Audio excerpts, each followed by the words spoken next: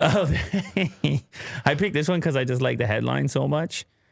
Under display Face ID isn't coming until iPhone 16. How can you even? I got a serious question for the leak heads out there, those that are really into leaks. How the hell do you manage being into iPhone 16? Like, I don't even. Yeah. That universe is so far away to me. Like, maybe if I'm an investor or something and I care about having the latest news, but iPhone 16? Yeah. Like, there's got to be a threshold for you, Will, where all of a sudden you're like, that's too far away. I can't even be excited about that. Well, people like to dream. People like to know what the vision is moving forward. If you wanted to say iPhone 16 and show me something radical, I think I would be okay with it. Like, if it's like basically a concept at that point. But if you want to just go iPhone 16 and be like, it's mostly the same, then I'm pissed. You understand? Yeah. Well, I'm not really that pissed, but it was funny to see it. Like, also just to see the numbers, to see iPhone 16 together. Yeah. That also sort of just breaks my head how long I've been doing this. Because the first iPhone was 2007. like on this channel, or maybe it was the second one, but it doesn't matter. Like, to see 16 there, I'm dead. I am dead. You're looking at a dead man. 16. Well, is it too far off? It's 3 years, right? No, it's not. It's not too far off. I guess just what it is it's like too much of the same. It's for a small thing like this, the whole thing feels ridiculous. When they're like under display Face ID coming to the iPhone 16, then it just feels ridiculous to me. Yeah. It's if it was like 1 week battery by the time the iPhone 16 comes out.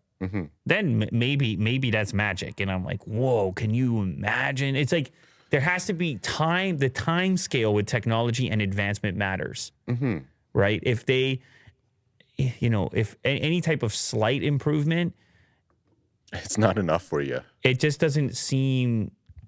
But this has been the case in smartphones for a while. I'm not saying smartphones are not exciting, but it certainly has plateaued to a certain extent with some development. So you would expect it to be not done before to a certain high degree. It does also showcase just how intrigued people are with Apple in general, and people's willingness to click on articles about Apple, that you can even have a small development like this, like under display Face ID. Okay, it seems convenient.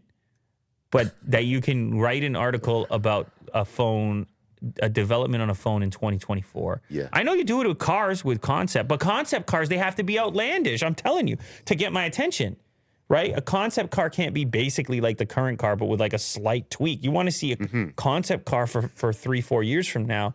You want to see something wild. Yeah. Maybe this person's just going for a realistic approach. Oh, yeah, no, I'm taking nothing away from Chris Smith on BGR. Like, I clicked on it, man. But anyway, basically, I think the way that the thing that is really useful here is, if you want to buy into it, is that you're not getting under display Face ID anytime soon. Right. If you thought that was coming for iPhone 14 or 15, you're gonna have to wait for 16. Yeah, wait for the 16. Yeah, like, I don't know, however much you read into this stuff. That's up to you. But as far as the 14 goes, I have some interesting developments with the 14. Some breaking news? I just might be able to show you something relating to the 14 on Unbox Therapy, hopefully sometime soon. So, okay. Because the 14 is interesting to me because that's sometime soon. Right.